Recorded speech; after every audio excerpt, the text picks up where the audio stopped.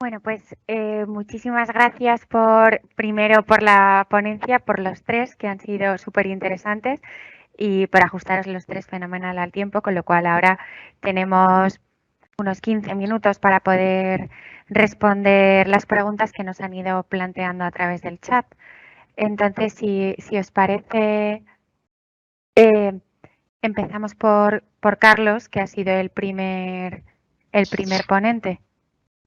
Pues perfecto, pues a ver si soy capaz de resumir todas las preguntas que han ido llegando, que como no podía ser de otra forma, la temática también se presta a que el coloquio sea casi más interesante que las propias presentaciones. Pues nada, de lo que me he ido apuntando voy a ir muy rápido.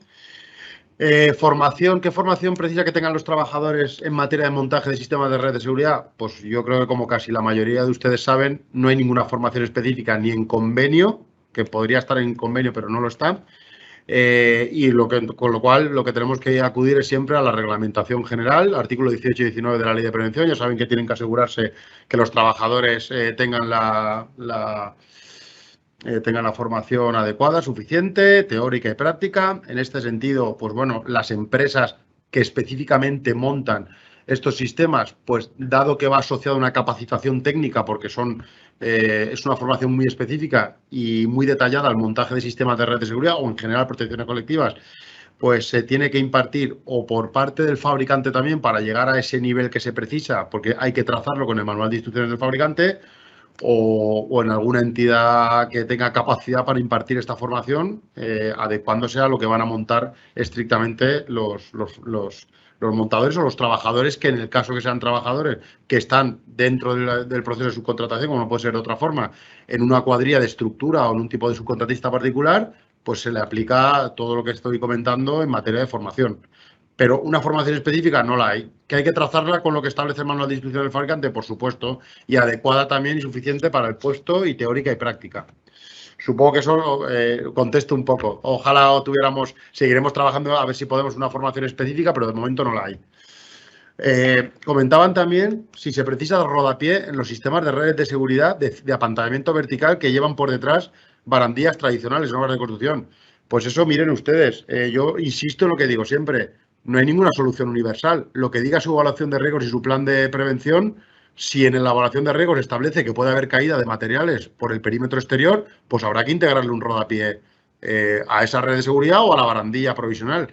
Si es en la red de seguridad, pues hablando con el fabricante nos integran una malla mosquitera tupida que hace efectos de rodapié, y si no, pues utilizarán los rodapiés del sistema de protección de borde particular, pero eso lo dirá la evaluación de riesgos que tengan en sus obras. Luego había una pregunta muy interesante sobre inspección de elementos metálicos que van integrados dentro de los sistemas de redes de seguridad. Pues eso, vuelvo a insistir en que no hay por supuesto, no hay ninguna receta universal. Tendrán que ponerse en contacto con el fabricante de los elementos metálicos, porque todo esto, y disculpen que hable así, pero todo esto es porque creo que estamos acostumbrados a que podíamos improvisar cualquier cosa en una obra de construcción, sobre todo con estos aspectos tan importantes en materia de caídas en altura, y no lo podemos hacer así. Entonces, los fabricantes de los elementos metálicos no son marcianos ni vienen de otro planeta, o sea, son fabricantes nacionales en el cual nos tendrán que decir ellos en su manual de instrucciones, ya sea en el de la red de seguridad o en el propio componente metálico, cuáles son las verificaciones que se hacen sobre esos elementos, es decir, estado de oxidación para retirarlos, criterios de rechazo en función de las abolladuras, de si he perdido sección resistente X en función del tipo de clase de material de acero que tenga, y todo eso, pues lógicamente, nosotros los técnicos de a pie y por supuesto menos los trabajadores lo podemos saber, nos tenemos que apoyar en los fabricantes, que son los que nos tienen que decir esas inspecciones y esas retiradas de condiciones de servicio. Y ya por último, bueno, hay dos cosas importantes. Habría una pregunta relativa a que por qué en el método de ensayo del sistema de Orcas se veía que no estaba un metro superando el nivel. Tienen que tener en cuenta también que los métodos de ensayo no estamos cumpliendo con las condiciones. Se cumplen, está muy normalizado, son 5 metros de separación entre soportes, son unos soportes de 8 metros con una red de seguridad de 5x7, es decir, no las habituales de 5x10, con lo cual no se fijen en el método de ensayo estrictamente, porque el método del ensayo se va al criterio más restrictivo y, lógicamente, sí que tienen que estar siempre las redes tipo Orca superando el metro de la zona en la que estamos colocando, eso impepinablemente. Y luego hay una pregunta aquí muy interesante y compleja de resolver, pues bueno, compleja de resolver, que es, ¿se puede utilizar en algún momento algún sistema de protección colectiva que no cumpla con la norma técnica UNEN que regula las configuraciones normalizadas? Pues hombre, yo le respondería que sí. Yo creo que se ha visto algún ensayo en el que precisamente en el laboratorio se han evaluado sistemas que no obedecían estrictamente a una configuración normalizada porque por las características particulares no podía ser y se ha tenido que evaluar como vamos a decir, como una configuración no normalizada. Desde luego, es importantísimo saber que sí que está casi todo resuelto técnicamente y con las normas, pero podría ser que alguna solución no se ajuste a una configuración estrictamente normalizada y siempre y cuando venga evaluada y se confirme la eficacia del sistema en obra, pues se podría utilizar porque no siempre podemos resolver todo bajo configuraciones normalizadas. Y yo con esto ya me callo, que soy muy pesado. Muchas gracias.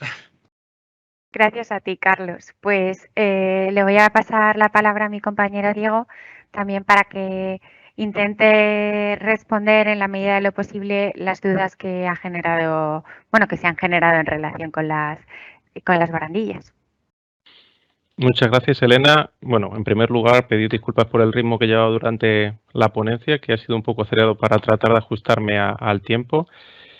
Y bueno, solamente hacer un pequeño matiz respecto a la última pregunta o respuesta que ha hecho Carlos. Solamente un matiz pequeño, no es que esté, vamos, está perfecto lo que ha dicho. Comentar que las normas solamente tienen carácter obligatorio cuando su referencia haya sido publicada o incluida dentro de una disposición legal que les atribuya este carácter. Dicho esto, también, y coincide con lo que ha comentado Carlos, sino solamente un poco para ampliar un poco más, de acuerdo a lo que hemos dicho anteriormente del Real Decreto 1803/2001 de Seguridad General de los Productos, aquellos productos que no dispongan de unos requisitos esenciales, como ya hemos comentado tanto él como yo, establecidos por una disposición de legislación europea, para poder ser comercializados y garantizando su seguridad, deberán de ser evaluados de acuerdo a los criterios que se establecían en el punto 3º del artículo 3º de este Real Decreto, que nos dice que se deberán de tener en cuenta las normas nacionales, que sean transposición de normas europeas, y si no fuera así, pues las normas nacionales que no sean transposición, etcétera. Entonces, a la hora de evaluar esos dispositivos, se deberán de ensayar, si no cumplen, al menos teniendo en cuenta los criterios que hemos citado. Con lo cual, coincido completamente con lo que ha dicho Carlos, solamente haciendo esa pequeña matización. Bueno, en relación a las preguntas que se han planteado, por ejemplo, en primer lugar, por seguir un poco el orden que hemos seguido durante la presentación, hay una pregunta relativa a las estadísticas, en concreto a las caídas de altura producidas desde escaleras de mano. Se plantea o nos preguntan si conocemos si la causa de la caída ha sido debida a, en concreto cita, actos inseguros o bien condiciones inseguras. Podríamos decir que ambos, tanto actos inseguros del trabajador a la hora de utilizar la escalera, de subirse y tratar de alcanzar puntos alejándose del centro de gravedad, etcétera, como bien de condiciones inseguras. Pero lo podremos subsumir todos ellos en actos inseguros, ya que o siempre previo a la utilización de la escalera, como se comentó durante la ponencia de la semana pasada, siempre tenemos que hacer una evaluación de riesgos, seleccionar la escalera adecuada en base a los resultados de esta evaluación de riesgos y si hemos seleccionado y hemos evaluado adecuadamente, pues elegiremos la escalera adecuada a las condiciones del entorno y a las tareas que vayamos a realizar. De tal manera que si la escalera es adecuada al entorno, a la actividad y el trabajador sigue adecuadamente su formación, pues no debería de existir ninguna situación y solamente podría quedar el error humano producido por un descuido o lo que sea. Porque el trabajador, por supuesto, tendrá que tener la formación adecuada en base a la evaluación de riesgos que he citado anteriormente. Con lo cual, pues sí, podemos citar que son por causas inadecuadas, condiciones de trabajo inadecuadas y también por actos inseguros e involuntarios realizados por el trabajador. Pero insisto, si todo eso se lleva a cabo, solamente nos quedaríamos con situaciones de descuidos o errores que son inevitables y que reduciríamos drásticamente, incluso probablemente no se produjeran accidentes mortales o se produjeran alguno. Lógicamente siempre no se puede establecer el cero accidentes, que hay alguien que le gusta hablar de ello, pero sí, se reduciría drásticamente. Por otra parte, tenemos otra pregunta relativa a la posibilidad de utilizar en los sistemas provisionales de protección de borde en obra elementos de madera. A este respecto, citar que la propia norma contempla la existencia de, o contempla requisitos para los elementos de madera que puedan utilizarse en estos sistemas. A este respecto, habrá que decir, lógicamente, que siempre que el fabricante ensaye esas barandillas de acuerdo a los requisitos establecidos en la propia norma, pues porque hay algún elemento que sea de madera, siempre y cuando cumple los requisitos y los ensayos los satisfaga perfectamente, no debe de haber ningún problema. Pero, insisto, ahora me va a matizar Carlos. Insisto, simplemente por matizarle a Diego, porque es una pregunta además que está siendo muy consultada también a todos los niveles. Indicarles que aparte de lo que ha dicho Diego, que va perfecto, decirles que la norma 13374 establece en la clase de calidad que le exige a los materiales en la madera que cumpla con la norma UNEN 338, que es de clases resistentes de madera. Y nos pide que sea al menos una madera C16. ¿Eso qué significa? Muy sencillo. Que sea de una madera buena, conífera, y que tenga un módulo a flexión longitudinal la madera de 16 megapascales. Con lo cual, ¿qué significa todo eso? Que no nos podemos encontrar cualquier elemento de madera dentro de un sistema de protección de borde y, en general, en ningún equipo temporal de trabajo, porque le aplica la misma norma, que es la UNEN 338. Simplemente quería hacer esa matización. Muchísimas gracias, Carlos, porque, como sabes, tú sabes más de ensayos técnicos y de todo eso que yo, así que te lo agradezco, porque todos aprendemos con este coloquio. Y en principio ya estarían resueltas las preguntas planteadas, porque había otra que parece ser que se ha resuelto, que era en relación a si podría existir un espacio entre lo que sería el rodapié y la parte inferior, y la superficie de tránsito, tanto en la norma de sistemas provisionales de protección de borde como la de sistemas definitivos, que sería la 14.122, contemplan que pueden existir espacios, pero son muy reducidos. Ténganlo en cuenta y nunca se deberán de superar esos espacios que en este caso sí son máximos y que no deben de ser sobrepasados. A ser posible, pues que ajuste perfectamente de tal manera que no pueda caer nada por ese huequecillo. Muchas gracias. Muchas gracias a ti, Diego. Pues le vamos a dar paso a Raúl Arranz, que también tenía bastantes preguntas. A verle, estamos justo en tiempo. Entonces, bueno, pues Raúl responde las que más se han repetido y intentando ajustarnos al tiempo, aunque ya vamos con un poquito de retraso. Gracias. Vale. Yo, por mi parte, pues voy a responder 2 o 3 preguntitas que han sido bastante recurrentes. Es en torno a la PEM, a la plataforma de elevadora de personas. ¿Con qué sistema de prevención hay que trabajar? El sistema nos lo dice el fabricante en el folleto de instrucciones de la máquina y nos dice sistema de retención. Y el sistema de retención es el que he explicado anteriormente, que se compone del cinturón o arnés, o arnés de asiento, arnés anticaídas, y un equipo de amarre y conectores. No se puede utilizar un retráctil ni un absorbedor. Esos son sistemas anticaídas. Yo en una cesta, yo no me quiero caer y que me detenga la caída. Es que me aparece el síndrome ortoestático o me quedo colgado. No se puede, es sistema de retención. La retención es equipo de amarre con longitud fija o regulable. No se puede utilizar retráctiles ni absorbedores, insisto. Más, en cestas otras que son más grandes y hay varios trabajadores, bueno, perfectamente, hay cestas para varios trabajadores, pero el fabricante instala la cesta con varios puntos de anclaje. Cada uno de ellos resiste lo que hemos dicho antes, por lo menos 3 kilonewtons, para que cada trabajador esté anclado adecuadamente. Que hay para 3 trabajadores, habrá 3 anclajes o más, pero los trabajadores tienen que estar anclados con sistema de retención en todo momento.